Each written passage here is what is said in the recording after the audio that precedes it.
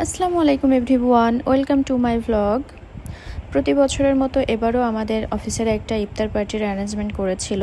আর আমার মেয়েকেও আমি নিয়ে গিয়েছিলাম ইফতার পার্টিতে। আর এটা ছিল মিরপুরে বেয়ন্ড বাফেটে। এটা নতুন একটা রেস্টুরেন্ট মনে হয়, অনেকে এটা চিনে থাকবে বা সবাই চিনে। যাই হোক, এটা আমার ফার্স্ট টাইম ছিল এই রেস্টুরেন্টে যাওয়া। আর এখানে এনভায়রনমেন্ট আমার কাছে বেশ ভালো লেগেছে। আর ইফতার পার্টি করলে সবাই মিলে দেখা, গল্প করা, আড্ডা দেওয়া, অফিসে সবার সাথে ওভাবে দেখা হয় না, কিন্তু যখন একটা প্রোগ্রাম বা পার্টি করা হয় তখন সবার সাথে দেখা হয়, বেশ ভালো লাগে। আর এই তো আমাদের গার্লস গ্রুপ, সবাই আমাদের গার্লস গ্রুপের জন্য একটা রুম দিয়েছিল। আমি সবাইকে একটু একটু করে ভিডিও নিয়ে নিয়েছি এখানে। আর সবাই মিলে অনেক হাসাহাসি, গল্প, আড্ডার মধ্যে দিয়ে আমাদের আসলে ইফতার পার্টিটা পার হয়েছে। আর এখানে এই যে লিটিল দুই কিউটি আনায়া আর আনায়রা ছিল। আর আনায়া এখানে একটু বসে আমার সাথে গল্প করতেছিল। গ্লাসের মধ্যে তাকে দেখা যাচ্ছিল, সেটার জন্য সে আমাকে বলতেছিল, মাম্মি দেখো, এই যে দেখা যাচ্ছে আমাকে।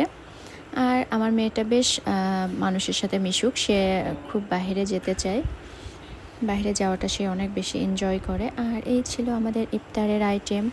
অনেক অনেক আইটেম ছিল, আসলে ইফতারেতে এত বেশি আইটেম খাওয়া যায় না। আমার কাছে এদের হালিমটা বেশ ভালো লেগেছিল খেতে। আর ওভারঅল সব আইটেমই আমার কাছে মোটামুটি ভালো লেগেছে খেতে। কিন্তু অন্য সময় গেলে অবশ্যই আমি ভালো মতো খেতে পারবো, কিন্তু ইফতারে তো ওভাবে আসলে খাওয়া হয় না। এই যে দুজন মিলে বেশ গল্প করতেছিল তারা। আনায়া অন্য ছিটে বসছে, তারপরও সে আনায়ার কাছে উঠে গিয়েছে গল্প করার জন্য।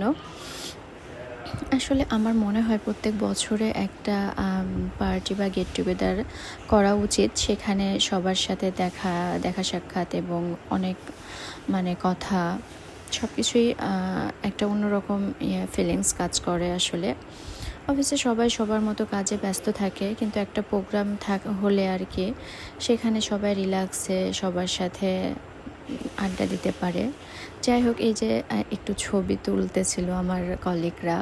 আর বাহিরের পরিবেশটা আসলে কেমন ছিল সেটা আমি আপনাদেরকে দেখাতে পারতেছি না। অনেক বেশি লোকের অ্যারেঞ্জমেন্ট ছিল, বাইরে অনেক গ্যাদারিং ছিল, কিন্তু আমি আসলে এই রুমটা থেকে বাইরে যেতে পারি নাই বা যাই নাই ইচ্ছা করে। আর ওই ভিডিও ক্লিপগুলোও আমি নেই নাই। আর এই যে এই পিৎজাটা যে এত টেস্ট ছিল, আমার কাছে অনেক বেশি ভালো লেগেছিল পিৎজাটা খেতে। আপনারা যদি যান এখানে অবশ্যই পিৎজাটা ট্রাই করবেন, কারণ এটা অনেক লোভনীয় ছিল। আর তাদের এই স্ন্যাক্স, ডেজার্টগুলো অনেক মজা ছিল, আমি শুনেছি, বাট আমি খাই নাই। আসলে ইফতারিতে এগুলো খাওয়া একদমই সম্ভব হয় না। আর আমাদের ইফতার পার্টি শেষ করেই তো আমরা বাসায় চলে এসেছি। এখন আমরা বাসায় যাচ্ছি। আনায়া অনেক বেশি এনজয় করেছে ইফতার পার্টিতে। আর সে তো শুধু ইফতার না, ইফতারের সাথে শপিংও করে আসছে আজকে ওখান থেকে। আর সর্বোপরি তার এই অবস্থা।